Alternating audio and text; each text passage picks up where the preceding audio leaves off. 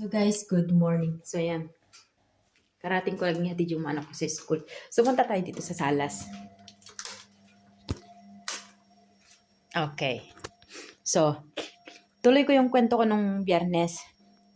Yung yung part 1 na vlog ko is yung pagkatusok ni Liana sa lapis dito sa dibdib niya. Then yung yung bigla siyang nawala habang nanood si Camila ng Ice Age habang nasa kusina naman ako nagluluto ng popcorn. So ayan, medyo yung mukha natin. Madilim, kaloka. Ayan, padilim yung natin. So ayan, ganito yon.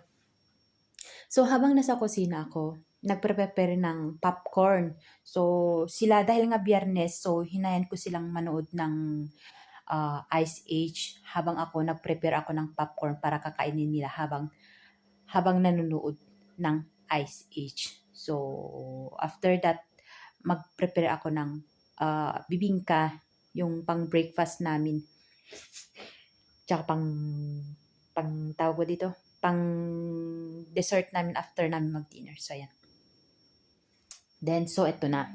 Habang gumagawa ako ng pang-dessert namin, yung bibingka, pumunta sa akin si Camila, umiiyak. Parang umiiyak na siya na natakot ba? Kasi nga, ako din nabigla ako dahil hinayan ko lang dito sa salas na nanonood ng Ice Age habang nagprepare ako ng yung panghimagas na bibingka para sa tawag dito, pang breakfast namin. Then sabi ni Camila, "Mama," sabi gano'n. Kasi nga ang pwesto ni Liana, dito siya. Yan, dito siya nakapwesto.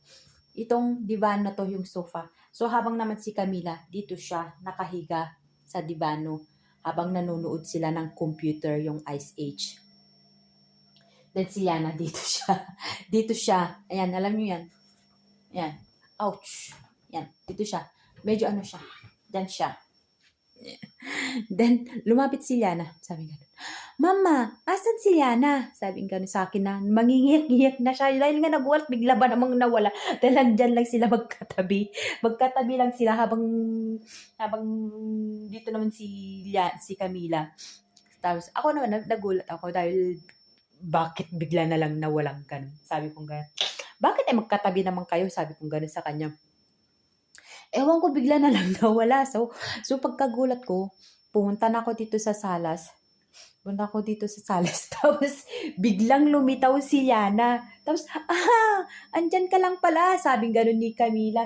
"Saan ka nagpunta?" Sabi gano'n ni Camila. So, sinabi ni Liana, andito daw siya.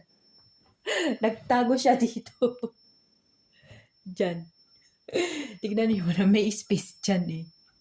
So, yan. Kalokang Liana na yan. So, ayan.